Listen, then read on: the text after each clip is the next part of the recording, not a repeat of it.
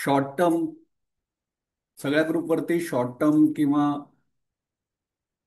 Intraday हा जो प्रकार असतो त्याच्या जोडीने फ्युचर आणि ऑप्शन्स नावाचा जो प्रकार आहे तर त्याला विरोध केलेला सारखा आपण बघतो. आणि त्यांचा सगळ्यांचा व्यवस्थित अभ्यास असतो. ते स्वतः ट्रेड करतात की नाही, त्यांना नफा झालाय नुकसान झालंय त्याच्यापासून, का आपला नुसता विरोधासाठी विरोध करतायत, हे आपल्याला कोणालाच कधीच कळू शकत नाही. तर आजच्या मीटिंगचा विषय तुम्हाला सांगितल्याप्रमाणे जस्ट आपल्याला चर्चा करायची आहे की खरोखर चार्ट तसे बघावेत का नाही, गुंतवणूक करताना चार्टचा आधार घ्यावा का नाही घ्यावा, फ्युचर आणि ऑप्शन्स खरंच जेवढं लिहिलं जातं किंवा सेबी प्रत्येक वेळेला आपल्याला लॉग इन केल्यानंतर ज्या वॉर्निंग मेसेजेस देतात तर ते तितकंच खरंच खरं असतं का नाही. आणि अगदी लेमॅन पण आहेत आपल्या ग्रुपमध्ये, आणि बरेच जणांना असं काही आम्हाला समजत नाही असाच एक सूर असतो बरेच वेळेला. तर त्यांच्यासाठी पण एक छोटंसं एक्झरसाइज आपण आता ऑनलाईन करूया. खूप जण आपल्या आपल्या लॅपटॉपवरनं म्हणा किंवा मोबाईलवरनं लॉग इन झालेले असतील, जॉईन झालेले असतील. तर त्यांना मी रिक्वेस्ट करतो की मी सांगितल्यानंतर मीटिंग चालू राहते आणि ते ऐकू शकतात मीटिंगवरती काय कमांड चाललेली आहे ती.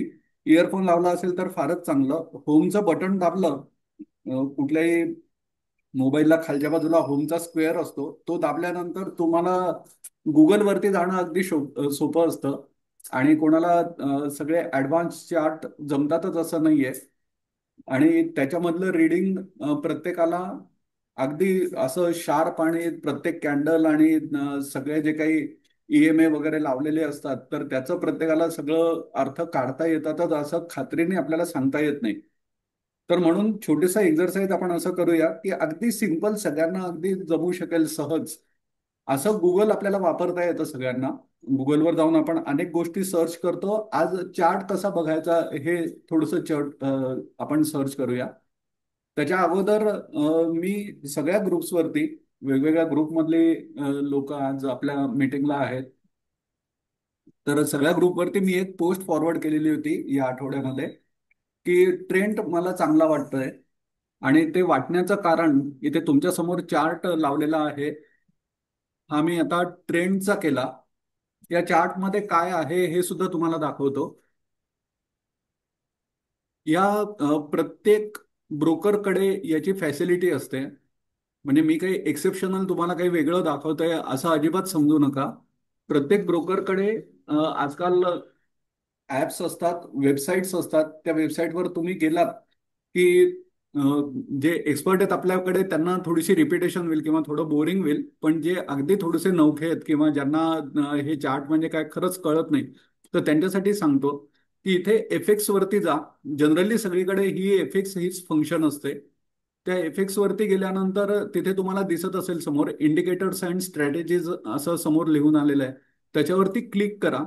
आणि जे आपल्या आवडते सगळे इंडिकेटर्स वगैरे झालेले आहेत तर त्यांना तुम्ही असं स्टार मार्क करून ठेवला तर ते आपल्याला समोर फक्त लगेच दिसू शकतात. जसा हा इथे येलो मार्क केलेला आहे रिलेटिव्ह स्ट्रेंथ इंडेक्सला, जो आर एस आहे त्याचा उल्लेख आपण अनेक वेळेला वाचला असेल. त्याच्या जोडीने माझे काही आवडते किंवा मी फॉलो करत असलेले ॲव्हरेज डायरेक्शनल इंडेक्स किंवा ज्याला एडीएक्स म्हणतात.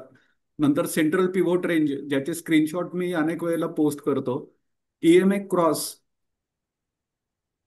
मुव्हिंग ॲव्हरेज आहे ते. तर त्या मुव्हिंग ॲव्हरेजचे एकमेकांना क्रॉस, पण मी त्याच्यामधला क्रॉस काढून टाकलेला आहे. मी फक्त मला जेव्हा गरज असेल त्याच वेळेला लावतो. त्याच्या जोडीने मुव्हिंग ॲव्हरेज मल्टिपल, याच्यामध्ये वेगवेगळे टाइम लॅगवाले येतात. नंतर स्टॉकॅस्टिक आर एस आहे. तर हे माझे आवडते काही लावलेले आहेत. त्याच्यानंतरही इकडे खाली एवढे इंडिकेटर्स आहेत. आता माझा सगळ्यात सुरुवातीला एक माझी बाजू मी डिफेंड करतो, तर ती अशा पद्धतीने करत असतो की हे जेवढे इंडिकेटर्स तुम्हाला दिसत आहेत ना, आपण भारतीय लोक, आपण आपला ग्रुप किंवा माझ्याशी कनेक्टेड जेवढी लोक आज जॉईन झालेली आहेत मीटिंगला तेवढी सगळी जवळपास, तर ही सगळी लोकांची सुरुवात शेअर बाजार किंवा त्याच्याशी रिलेटेड म्युच्युअल फंड्स वगैरे अशा सगळ्या प्रोडक्ट्समध्ये इन्व्हेस्टमेंट करायला ही सुरुवात झालेली आहे जस्ट एक 20 25 30 वर्षांपूर्वी. आणि याच्या अगोदर सुद्धा शोधून काढले आहेत. आणि ते ज्यांनी शोधून काढले 1950-60 सालामध्ये मुव्हिंग ॲव्हरेज किंवा या कॅन्डल्स वगैरे या सगळ्या डेव्हलप झालेल्या आहेत. आपण भारतीय लोक अजूनही फक्त 10% ऑफ आवर पॉप्युलेशन आता शेअर बाजाराकडे वळतोय. या 10%पैकी हार्डली 1% आपण, आणि त्याच्यापैकी हार्डली काही जणांनी याचा पूर्ण खोलात जाऊन अभ्यास केलेला आहे. मी एक छोटा सांगतो. जे लोक विरोध करतात ना, तर त्यांनी याच्या आधी मी म्हटल्याप्रमाणे की खरोखर ट्रेड केलेले आहेत का नाही मार्केटमध्ये, त्यांना नुकसान झालं, प्रॉब्लेम्स आले, मग त्यांनी सांगितलं की अरे नाही, मी हे असं केलं, हे असं केल्यामुळे अमुक एक प्रॉब्लेम झाला, त्याच्यावरचं सोल्युशन शोधू शकलो नाही. आणि ते शोधणं मी काही तज्ज्ञ लोकांना विचारलं की तुला जातं का, आणि यात ज्या मी चुका केल्यात तर याच्यावरती याची रिपिटेशन होत नाही पण आहेत त्याच्यावरती. तर असे कुठलेही त्यांनी प्रयत्न केलेले माझ्यापर्यंत तरी पोहोचलेले नाहीत. तुम्हाला कोणाला माहिती असतील तर मला जरूर कळवा. मग माझा असा प्रश्न असतो, तुम्ही एकतर ट्रेडिंग करतच नाही, तुम्ही शॉर्ट टर्म इन्व्हेस्टमेंट किंवा स्विंग ट्रेड करतच नाही, तुम्ही फक्त लॉंग टर्मच्या गप्पा मारता की ज्याला अनेक पद्धतीने लिमिटेशन्स असतात. आणि हळूहळू एक कॉमन प्रश्न जो विचारला जातो, मी अनेक वेळेला बोललेलो आहे याच्याविषयी किंवा आपल्या ग्रुपवरती पोस्ट आणि त्याच्यावरचं डिस्कशन असं पण झालेलं आहे की अनेक वेळेला अशी पोस्ट असते की साधारण 15 किंवा 20 वर्षाचा कालखंड जर बघितला तर त्यावेळेला आजचे जे सगळे ब्लू स्टार्स, ब्लू चिप आणि लार्ज कॅप स्टॉक्स की ज्याच्यामध्ये ब्लाइंडली आपण इन्व्हेस्टमेंट करावी असं सांगतो एखादा न्यू कमर असेल तर, की एफडी पेक्षा हे स्टॉक परवडले. आणि या सगळ्यांचं स्टॉकचं ट्रॅक रेकॉर्ड असं आहे की कुठल्याही मंदीच्या काळामध्ये ज्या मोठी मंदी आलेल्या होत्या बाजारामध्ये, उदाहरणार्थ कोविडचा कालखंड, किंवा 2008-9 साली सबप्राईम इश्यू झालेला, किंवा अगदी 2000 साली आपले K2चा प्रॉब्लेम झालेला होता. अशा कुठल्याही कालखंडामध्ये जर तुम्ही त्याच्या आधीचा म्हणजे ही मंदी सुरू होण्या आधीचा रेट आणि मंदी मधला अगदी पीक रेट यांच्यामधला जर भाव फरक बघितला तर तो जास्तीत जास्त 25-30% पेक्षा जास्त खाली गेलेले नाहीयेत हे कुठलेही स्टॉक.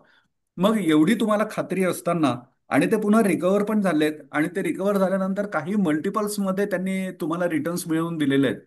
तर मी सांगत असं होतो की 2003, 2005 किंवा 2010 या कालखंडामध्ये Reliance, TCS, Infosys, Larsen and Toubro, State Bank of India, ICICI bank, Axis bank, हे सगळे स्टॉक त्यावेळेला 100, 150, 200, 300 या रेंजमध्ये मिळत होते.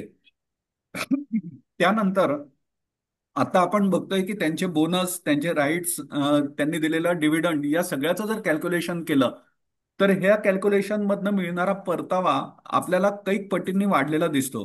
300 रुपयाचा शेअर TCS सारखा किंवा HDFC बँकेसारखा, त्यावेळेला मोठी HDFC मोठा जो म्हणजे होम फायनान्स करायचा तो, आणि HDFC बँक, अशा दोन्ही कंपन्या आता मर्ज झाल्या, पण त्यावेळेचा जर भाव त्यांचा बघितला तर तो 200-300 रुपयाच्या घरात असलेला शेअर 3,000 रुपयाच्या घरामध्ये आज हे सगळे शेअर चाललेले आहेत.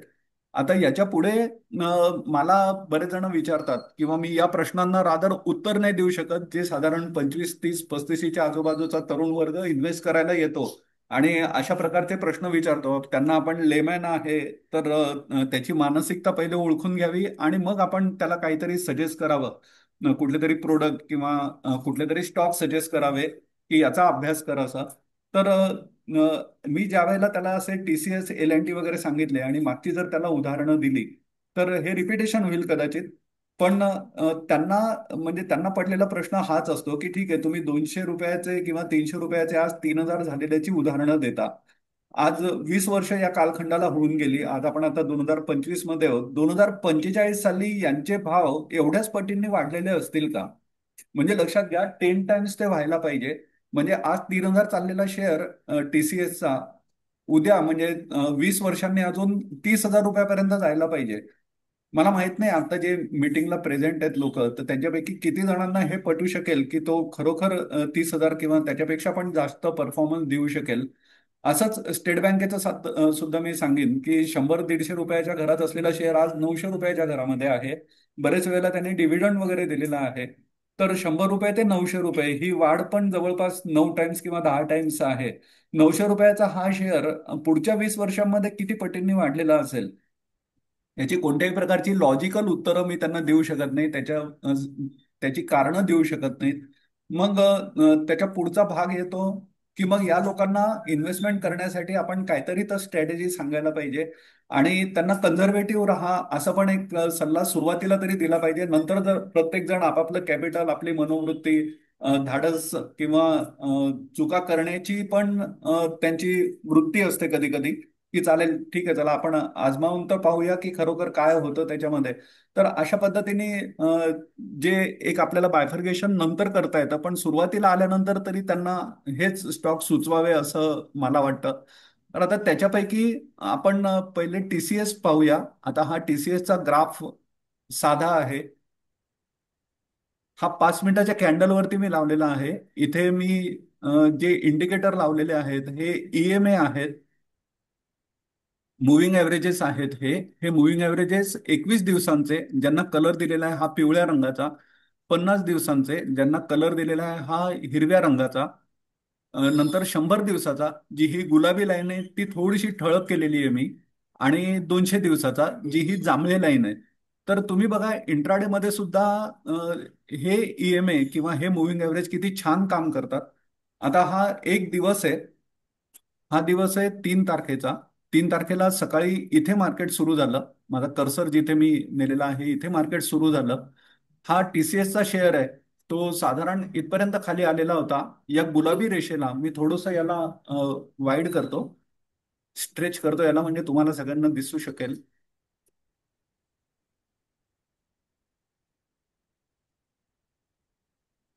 हा बघा, हा शेअर उघडला त्यावेळेला या बरोबर गुलाबी रेषेला त्यांनी टच केला.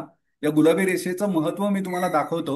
त्याच्यानंतर तो इकडनं वरती आला. नॅचरली हे आपण लक्षात ठेवायला पाहिजे की गुलाबी रेषेवरनं तो जर वरती सरकतोय असं जर लक्षात आलं, हा कालखंड खूप छोटा नाही, 5 मिनिटाच्या कॅन्डल्स आहेत त्या सगळ्या. तर इकडनं तो वरती सरकला तर त्याला पुढचा रेजिस्टन्स आहे हिरव्या लाईनचा. आता या हिरव्या लाईनला रेट किती येतो त्याचा हे जर तुम्हाला बघायचं असेल तर तुम्ही कर्सर मूव्ह केल्यानंतर तिकडे उजव्या बाजूला व्हॅल्यूज येत आहेत त्याच्या. तर इथे खालच्या बाजूला त्याची व्हॅल्यू आहे 2901 रुपये, आणि त्याच्या वरच्या बाजूला व्हॅल्यू आहे त्याची 2905 रुपये. त्याच्या वरती जर अजून गेला तर जांभळ्या लाईनचा रेजिस्टन्स 2908 रुपये, 2908. त्याच्या वरती गेला तर हा 21 कॅन्डल्सचा रेजिस्टन्स हा आहे 2910 रुपये, आणि इकडनं सुटल्यानंतर तो अजून वरती डेफिनेटली जाऊ शकतो. मग अशा वेळेला काय करायचं, तर अशा वेळेला जिथे ईएमए संपतात आणि सगळ्या मुव्हिंग ॲव्हरेजेसच्या तो शेअर वरती ट्रेड होत आहे असं लक्षात येतं, तर त्यावेळेला आपल्याला सपोर्ट आणि रेजिस्टन्स लाईन्स चा आधार घ्यायला लागतो. ज्या हॉरिझॉन्टल लाईन्स असतात त्याच्या जोडीने आपण सीपीआर सुद्धा लावू शकतो. पण आज आपण फक्त कुठल्याही कॅन्डल कशी फॉर्म झालेली आहे किंवा त्या कॅन्डलचा अर्थ काय हे न बघता नुसत्या सपोर्ट आणि रेजिस्टन्स आपल्याला कसे लावता येतील हे पाहू. प्रत्येक ब्रोकरकडे किंवा ट्रेडिंग व्ह्यू सारख्या प्लॅटफॉर्मवरती तुम्हाला हे सगळं मी जे दाखवतोय हे फ्री ऑफ कॉस्ट अवेलेबल आहे, आणि याच फॉर्मॅटमध्ये अवेलेबल आहे. म्हणजे तिकडे कुठेही याच्यामध्ये बदल झालेला तुम्हाला दिसणार नाही. तर इकडनं मी शो ड्रॉइंग्स बार, इथे ही जी ॲरो दिसतोय हा उजव्या बाजूकडे तोंड केलेला, त्याच्यावरती आलो, तिथे क्लिक केलं. तिथे क्लिक केल्यानंतर तुम्हाला या सगळ्या लाईन्स ओपन झालेल्या दिसतील. याच्यामध्ये मी लाईन्स वरती आलो. इथे पुन्हा राईट म्हणजे ट्रेंड लाईन टूल्स असं त्यांनी दिलेलं आहे समोर. याच्यावरती मी क्लिक केलं. हे क्लिक केल्यानंतर पुढे लाईन्स ओपन झाल्या. याच्यामधली हॉरिझॉन्टल लाईनला मी फेवरेटमध्ये टाकून ठेवलेलंच आहे, तुम्ही बघताय. तर ही हॉरिझॉन्टल लाईन मी समोर काढली, आणि ती काढल्यानंतर मी आता साधं हे बघितलं की 2 कॅन्डल्स मला पाहिजेत सपोर्ट आणि रेजिस्टन्ससाठी. तर मी इथे मला 2 कॅन्डल दिसल्या की ज्याच्यावरती हा गेलेला नाहीये शेअर. हा शेअर कुठलाही असू दे, मला फक्त या कॅन्डलशी मतलब आहे. या 2 कॅन्डल्स मी इथे टाकून बघितल्या, आणि असं बघितलं की या कॅन्डल्सच्या वरती हा जाऊ शकलेला नाहीये. तर त्याची व्हॅल्यू मला पाहिजे जो रेजिस्टन्स आहे. याच्या वरती जाऊ शकत नाही म्हणजे नॅचरली त्याला तिथे अडथळा येतोय ती लेवल क्रॉस करायला, म्हणजेच त्याला रेजिस्टन्स असं आपण म्हणतो. तर इथे मी ही लाईन टाकली. आता ही लाईन मी हे वेगळं काहीही करत नाही, हे तुम्हाला अवेलेबल आहे सगळ्याच सॉफ्टवेअर्समध्ये. कसं हे करायचं हे पण मी तुम्हाला दाखवलं. काही अडचण आली तर आपण आहोतच ग्रुपमध्ये, भेटत राहूया. तर या सपोर्ट हा जो रेजिस्टन्स लाईन मी ड्रॉ केली, ही ड्रॉ केलेली लाईन अशी मला पाहिजे तशी मूव्ह करता येते. पण प्रत्येक वेळेला मी जर त्याची टाइम फ्रेम बदलली आणि ही कुठे गायब झाली तर तशी व्हायला नको, याच्यासाठी इथे कुलपाचं चिन्ह दिलेलं आहे, त्याच्यावरती मी लॉक केलं. ते क्लिक केल्यानंतर तुम्ही बघितलं की त्याचा रंग बदलला आणि आता ही लाईन मला मूव्ह करता येत नाहीये. म्हणजे आता हा रेजिस्टन्स आहे, तर आता जोपर्यंत ही लाईन क्रॉस होत नाही 2924 ची, तोपर्यंत टीसीएस याच्या खालीच राहू शकतो. आणि ज्या वेळेला या रेजिस्टन्स लाईनच्या जवळपास तो येतो, तर ही शॉर्ट करण्याची ऑपॉर्च्युनिटी असते. एखाद्याकडे जर 50 शेअर असले तर त्याच्यापैकी 25 तरी त्यांनी या लेवलला शॉर्ट करून बघावे. आणि अर्थातच या रेजिस्टन्सला शॉर्ट केल्यानंतर याच्या आधीचे जे रेजिस्टन्स होते ते सपोर्टमध्ये कन्वर्ट होतात. तर त्याच्यामुळे तुम्ही इथे बघू शकता की तो तिकडनं खाली आला आणि तो खाली आल्यानंतर इथे त्यांनी सपोर्ट घेतला, तोही सपोर्ट ब्रेक केल्यानंतर खालच्या लेवलच त्यांनी टच केल्या. आणि जशी तिकडे आपण रेजिस्टन्स लाईन ड्रॉ केली तशी आपल्याला इथे खालच्या बाजूला सपोर्ट लाईनही ड्रॉ करता येते. त्याच्यात आता वेळ घालवत नाही मी, ती ड्रॉ कशी करायची हे तुम्हाला माहिती आहे. 5 मिनिटावरती गेल्यानंतर मी डायरेक्ट येतो विकली वरती. हा विकली ग्राफ तुम्ही बघू शकता. आणि या विकली ग्राफचं महत्व 100 दिवसाच्या लाईन्सच्या आधारे मला फार महत्वाचं वाटतं. हे काही अनालिस्टनी माझ्या लक्षात आणून दिलेलं होतं आणि मी ते फॉलो केलं आणि बरेच ग्राफ मी त्या दृष्टीने बघितल्यानंतर मला या 100 दिवसांच्या विकली ईएमए वरती या लाईनचं महत्व पटलं. तुम्ही बघा, अनेक वेळेला पूर्ण मागे जेवढं जाल तुम्ही, तर तेवढं ही 200 कॅन्डल्सची लाईन आहे जांभळी, ही सहसा टीसीएसनी ब्रेक केलेलीच नाहीये किंवा त्याच्या जवळही तो आलेला नाहीये. पण ज्या ज्या वेळेला या गुलाबी लाईन्सच्या जवळपास तो आलेला आहे, आता हा पिरियड आहे 2022चा, इथे फक्त त्यांनी एकदा ती ब्रेक केलेली होती पण तो या जांभळ्या लाईनच्या खाली आला नाही. आणि त्याच्यानंतर तो जवळपास फक्त या 100 दिवसांच्या लाईन्सच्या आगेमागेच घुटमळत राहिला. आणि तिकडनं तो वरती गेल्यानंतर ज्या ज्या वेळेला खाली आला तर त्या त्या वेळेला त्यांनी ती लाईन ब्रेक केलेली नाहीये. हा कालखंड आहे 2023 पासून ते आता 2025 पर्यंत. इथे साधारण ट्रम्पचा कालावधी सुरू होतो फेब्रुवारी 2025 पासून. आणि इथनं जी त्याला घसरगुंडी सुरू झालेली आहे, तो आता 200 दिवसांच्या कॅन्डल्सच्या पण खाली गेलेला आहे. तर त्याच्यामुळे त्याला आता इकडनं जर रिकव्हरी घ्यायची असेल तर पहिले ही 21 दिवसांची लाईन, जिथे तुम्ही बघताय प्रत्येक वेळेला की ही 200 दिवसांची ब्रेक झाल्यानंतर तो 21 दिवसांची छोटी लाईन सुद्धा क्रॉस नाही करू शकलेला. तर जोपर्यंत ही लाईन क्रॉस होत नाही विकली टाइम फ्रेम वरती, तोपर्यंत तो वरती जाणं कठीण आहे. आणि तो वरती गेल्यानंतर नॅचरली, आता तो इथे आहे 2901च्या जवळपास, इथनं तो वरती गेल्यानंतर त्याला पहिला अडथळा हा या ईएमएच्या व्हॅल्यूचा येणार आहे. ही ईएमएची व्हॅल्यू पिवळ्या रंगामध्ये तुम्ही इथे उजवीकडे बघू शकताय, 3197. ती जर त्यांनी ब्रेक केली, आता प्रत्येक दिवशी प्रत्येक आठवड्याच्या क्लोजिंगनुसार ही व्हॅल्यू थोडीफार चेंज होईल, फार मोठे फरक नाही पडणार त्याच्यामध्ये.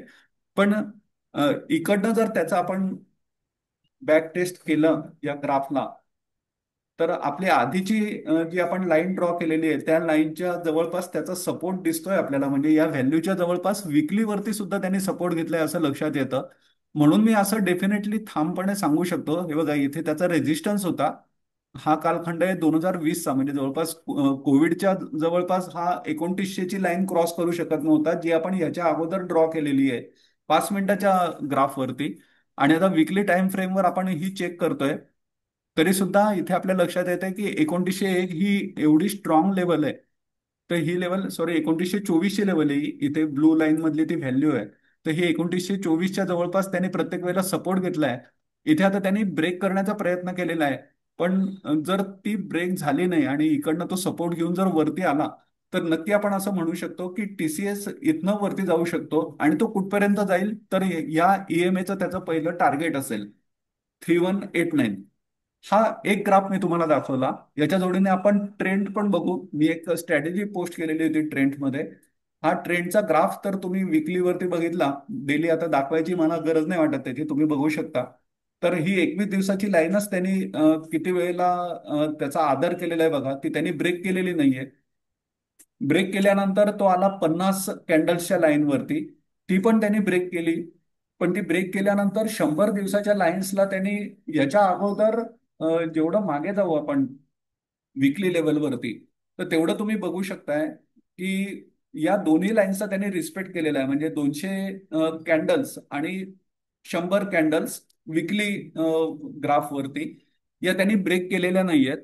म्हणून मी ती पोस्ट परवा केलेली होती की तुम्ही हे बघा, ही व्हॅल्यू येते 4924ची. तर या 4924च्या जवळपास त्यांनी इथे सुद्धा एकदा ब्रेक केलेला आहे.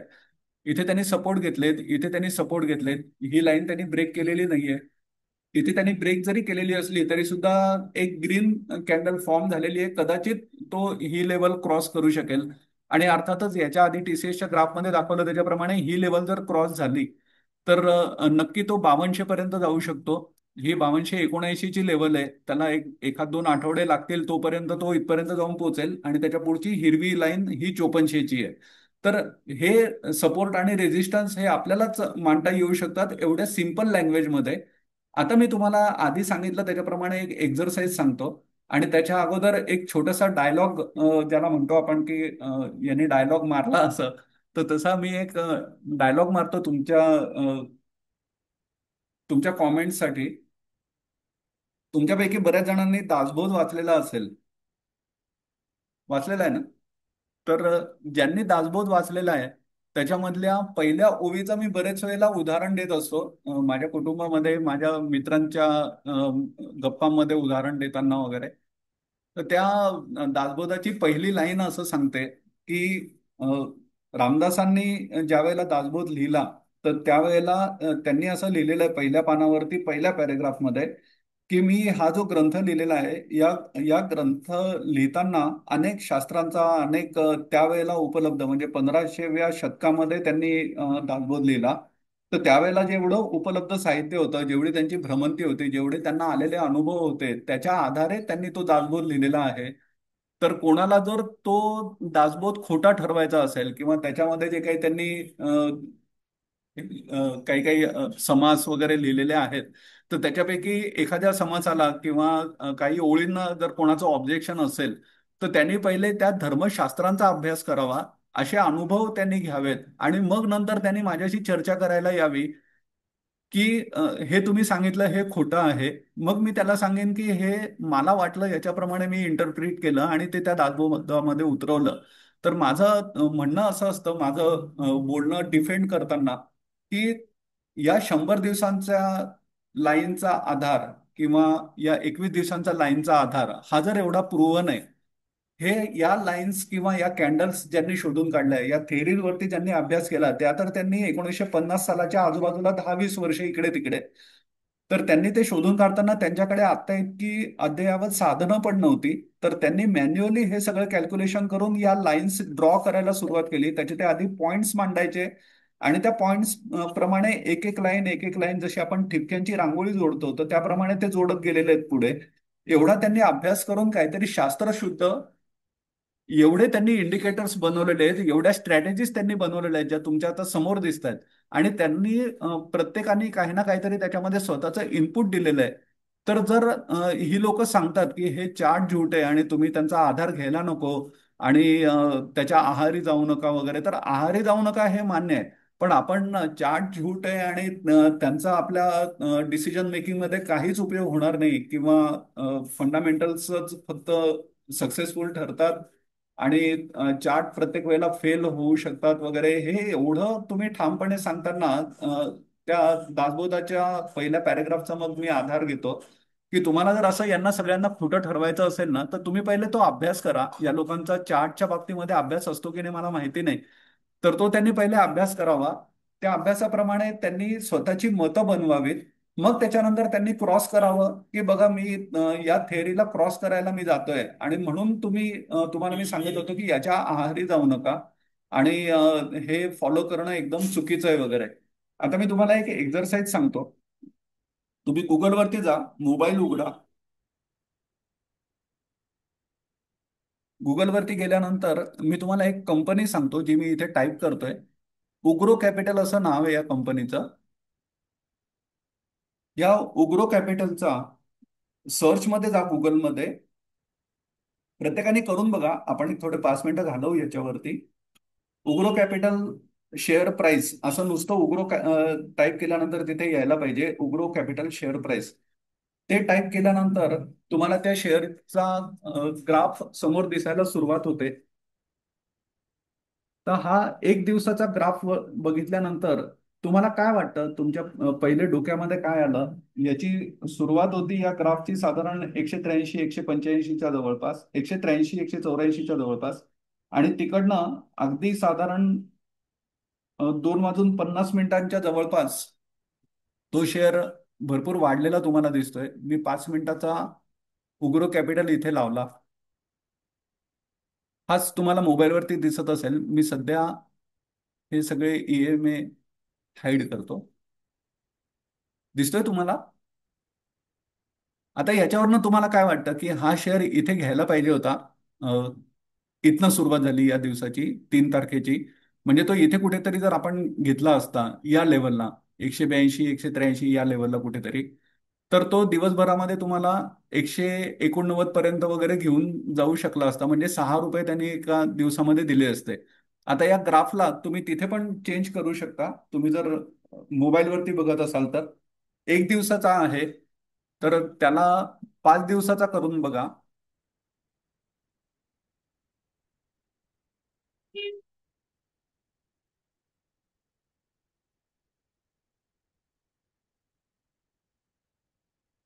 केला 5 दिवसांचा?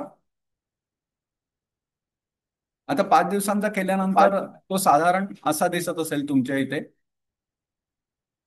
तुमच्या इथे मोबाईलवरती तो जरा जास्त चांगला दिसेल, आणि मला काय म्हणायचं ते तुमचं जास्त चांगलं लक्षात येईल. तुम्ही त्याच्यामध्ये बघा, 5 दिवसांचा केलेला असेल तर 30 सप्टेंबरला तुम्ही बघा, त्याची व्हॅल्यू होती साधारण 160 170 रुपयाच्या जवळपास. आणि नंतर तिकडनं तो वन साइड वाढत गेलेला तुम्हाला दिसेल, तो आत्ताच्या हो लेवलपर्यंत दिसतोय. मोबाईलवरती खूप छान हो दिसतोय हो तो पाच हो, दिवसांचा दिसतंय दिसतंय.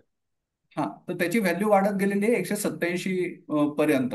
आता हा ग्राफ बघितल्यानंतर तुमच्या मनात विचार येईल की अरे, हा 30 सप्टेंबरला 170च्या जवळपास घेतला असता तर आता आपल्याला डेफिनेटली 190 रुपये मिळू शकले असते. पण तिथेच त्याच बाजूला शेजारी 1 मंथ असं लिहिलेलं आहे बघा, 1M असं लिहिलेलं आहे, 1M. त्या 1M वरती तुम्ही ज्या वेळेला क्लिक करता, तर त्यावेळेला तो वरनं खाली आलेला दिसतो. मग तुमच्या डोक्यामध्ये शंकेला सुरुवात व्हायला पाहिजे.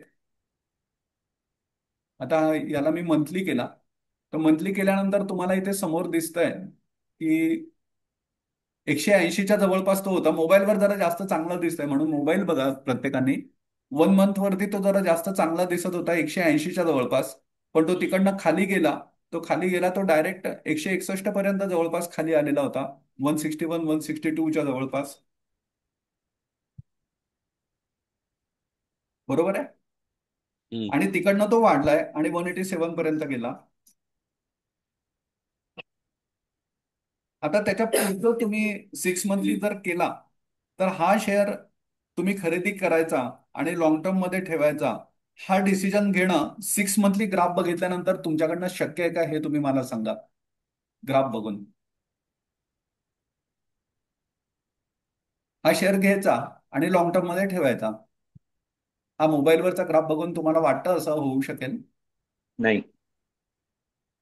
त्याचं काही कारण? स्विंग ट्रेडिंगसाठी स्विंग ट्रेडिंगसाठीच घ्यावा, चॉप करतोय खूप. जॉब करतोय, बरोबर.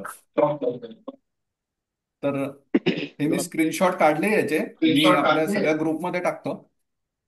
हम्म. मी सगळ्या ग्रुपमध्ये टाकतो. तर डेफिनेटली तुम्हाला हे लक्षात येऊ शकतं, हा उग्रो कॅपिटलचा मोबाईलवरती ग्राफ बघून आणि त्याची लेवल बघून, की 166 किंवा 170 या रेंजमध्ये त्याने बऱ्यापैकी सपोर्ट घेतलेला आहे. पण याचा सपोर्ट घेतल्यानंतर 6 महिन्याचं त्याचं भविष्य असं दाखवतंय की तो 170च्या जवळपास येतो आणि 190ला त्याला कंटिन्युअस प्रत्येक वेळेला रेजिस्टन्सच येतोय. मग असा शेअर जर बरोबर. आपण निवडला आणि त्याला लॉंग टर्म, म्हणजे माझी फिलॉसॉफी आहे, मी शेअर घेतला की मी लॉंग टर्मच ठेवतो. आपल्या शेअरच्या प्रकृतीनुसार आपण आपली मतं बदलायला पाहिजे असं मला वाटतं. आणि प्रत्येक शेअरला आपण लॉंग टर्मची स्ट्रॅटेजी अप्लाय करू शकत नाही. शेअर वाईज आपली मतं सुद्धा बदलायला पाहिजे. तो शेअर मुळात कुठल्या कॅटेगरी मधला आहे, अ, त्याचं महत्व काय आहे, ती कंपनी बेसिक काय करते, ते सेक्टर काय करतं, त्या सेक्टरला पुढे जाऊन ग्रोथ किती आहे, त्याचे कॉम्पिटिटर्स कुठे आहेत, आणि या शेअरची जर मोनोपोली असेल तर ती मोनोपोली किती दिवस व्यवस्थित राहू शकते, ज्याच्यामुळे या शेअरला लीडरशिप मिळू शकते आणि तो परफॉर्म चांगल्या पद्धतीने करू शकतो. तर हे असे प्रश्न ज्यावेळेला तुमच्या डोक्यामध्ये येतील तर त्यावेळेला प्रत्येक शेअर वाईज तुमची स्ट्रॅटेजी ही बदलू शकेल. तर आपल्या मीटिंगला आता शेवटची 5 मिनिटं थांबलेली आहेत पहिल्या सेशनला. हा सेशन एक दोन प्रश्न घेऊन किंवा तुमची मतं ऐकून मी इथे थांबवतो. सेम लिंक वापरून आपण सेकंड सेशनला जॉईन होऊ, ज्यावेळेला आपण थोडीशी जास्त चर्चा करू याच्याविषयी आणि फ्युचर ऑप्शनचे ट्रेड याचा अभ्यास करून किंवा इव्हन निफ्टीचे ट्रेड सुद्धा याचा अभ्यास करून आपल्याला कसे करता येतील हे आपण पाहूया. एक किंवा दोन कॉमेंट्स तुमच्या आणि मग मी ही मीटिंग इथे थांबवतो. आपण परत सेकंड सेशनला भेटूया सेम लिंक वापरून. तुम्ही अनम्यूट करून बोलू शकता आतापर्यंतच्या सेशनवरती. हॅलो, मी बोलू शकतो का? हो सर, बोला ना. हा, माझं नाव तुमचं नाव सुनील सांगा जोशी. पहिले. हा, माझं नाव बोला सुनील बोला. जोशी. हो. मी आत्ताच एक 8 दिवसापूर्वी जॉईन झालो ग्रुपला. ओके. अतिशय आनंद झाला की सर्व लाईक माइंडेड लोक आहेत आणि भरपूर नॉलेजेबल लोक आहेत. आत्ताच्या कॉन्टेक्स्ट तुमच्या ह्याच्यावर मी सांगू शकतो की तुमचा अत्यंत चांगला अभ्यास आहे चार्टिंगवर. फक्त मला दोन छोटे प्रश्न विचारायचे. जेव्हा तुम्ही आता दोन स्टॉक एक्सप्लेन करत होतात किंवा तिसरा स्टॉक एक्सप्लेन करत होता, ही तुमची हा. बॉटम अप मेथडॉलॉजी आहे का? तर ह्या कॉन्टेक्स्टमध्ये तुम्ही ते एक्सप्लेन केलं का? नंबर एक. नंबर दोन, जेव्हा तुम्ही टाइम फ्रेम्स बदलत होता आणि त्याप्रमाणे अनालिसिस सांगत होता, तर नॉर्मली एक्झिट तुम्ही डिफाईन करता का आधी? तुमच्या शेवटच्या प्रश्नाचं पहिले उत्तर देतो. एक्झिट मी डिफाईन करत नाही. प्रॉफिट प्रत्येक जण आपापल्या रिस्क पॅरामीटर आणि आपल्या मानसिकतेप्रमाणे एखाद्या भित्र्या सस्याचा काळीज असेल तो पटकन 1, 2, 5 रुपयामध्ये बाहेर पडतो. आणि एखादा जो ज्याची ताकद आहे आणि ज्याला त्या शेअरवरती विश्वास आहे. आता उग्रो कॅपिटल सारखं मी आता तुम्हाला उदाहरण दाखवलं की तो माहिती आहे आपल्याला 170ला बिंदास घ्यायचा, 190 पर्यंत ठेवायचा. मी त्याला 182-83 पासूनच बाहेर पडायला सुरुवात करेन. 190ची मला वाटच नाही बघायची. 170ला सुद्धा मी घेणार नाही. मी 2 पार्ट करीन त्याचे किंवा 3 पार्ट करीन. 170ला पहिला पार्ट, 160 साठी थोडीशी रक्कम देऊन ठेवीन. कारण मार्केटचा भरोसा नाही ना, कधी कधी तुम्हाला 158, 160ला पण मिळू शकतो. आणि नंतर माझं विकायचं टार्गेट, सॉरी, तिसरा पार्ट जो आहे तो माझा त्यांनी खरोखर रॅली चालू केल्यानंतर मी इन्व्हेस्ट करेन, म्हणजे 175च्या जवळपास वगैरे. त्याच्यामुळे मला 170ला घेतल्यानंतर 182 ते 185 या रेंजमध्ये माझं जर एक्झिट मी ठरवलेलं असेल तर तिथे मला पूर्ण 170 ते 185 अशी रॅली मिळेल. दुसरा जर मला खरोखर तो 155ला मिळाला तर ती मला ब्रॉडर रॅली मिळेल, कारण मी त्याला काही मध्ये 170ला किंवा 175ला विकायचा का नाही तो माझा चॉईस राहील त्यावेळेच्या मार्केट कंडिशननुसार. कारण असं म्हटलं जातं की 155ला जर तुम्ही घेतलेला असेल तर 170 तो जर याच्या आधी तोडत नव्हता, आता त्याने तोडलेला होता, तर ती आधीची लाईन त्याची रेजिस्टन्स झाली. त्याच्यामुळे मी 170ला कदाचित थोडी क्वांटिटी काढून टाकेन आणि त्याच्यानंतर उरलेली क्वांटिटी ही 180च्या वरतीच मी विकणार. तर असं स्क्रिप्ट वाईज आणि चार्ट वाईज माझं डायरेक्शन बदलते. मी खूप खोल अभ्यास करायला जात नाही. प्रत्येक कॅन्डलचा अर्थ लावायला जात नाही. मी बरेचसे चार्ट हे माझ्या या गुगलचं जे आता तुम्हाला ट्रिक दाखवली याच्या आधारे मी माझे डिसिजन घेत असतो आणि बरेच स्टॉक त्याच्याप्रमाणे चालतात सुद्धा किंवा मला रिझल्ट मिळवून देतात. आणि तुम्ही सांगितलं चार्टचा अभ्यास हा माझा फक्त मी एक्सपिरियन्सवरनच मला मी कुठलाही ऑफिशियल कोणाचाही कोर्स कुठलेही पैसे देऊन केलेला नाही. तुमच्या मित्रमंडळींच्या वेगवेगळ्या मीटिंग्स मधनच मला जेवढं काही म्हणजे प्रत्यक्ष आणि अप्रत्यक्ष आपल्या चाय पे चर्चासारख्या उपक्रमामध्ये पण बरेच जण काही ना काही शिकवत असतात आणि काही सेशन्सही आपण इकडे झूम वरती घेत असतो. तर काही प्रेझेंटेशन आपल्या सेमिनारमध्ये झालेली आहेत. तर अशा सगळ्या ह्याच्यामधनच त्याची बॅक एंड आपल्या घरी आल्यानंतर प्रत्येक स्टॉकवरती जरा बघू तरी काय आहे असं म्हणत म्हणत मी शिकत गेलेलो आहे. तर तुम्ही सगळेजण ज्ञानी आहात माझ्यापेक्षा आणि व्यवस्थित तुम्ही अभ्यास केलेला आहे त्याचा. पण माझं हे असं अनुभवातनं आलेलं शहाणपण आहे एवढंच मी सांगतो. आणि इथे हा पहिला भाग संपवतो. सेम लिंक वापरा आणि प्लीज जॉईन करा. सेकंड लिंकमध्ये जरा अजून बोलूया. थँक्यू.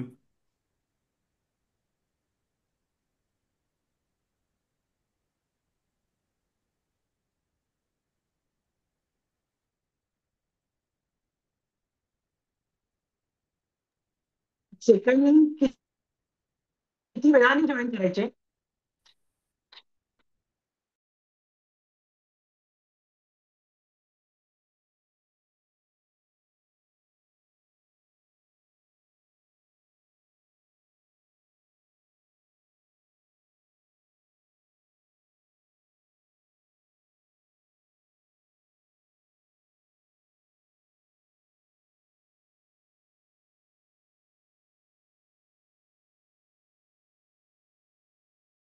लगेच लगेच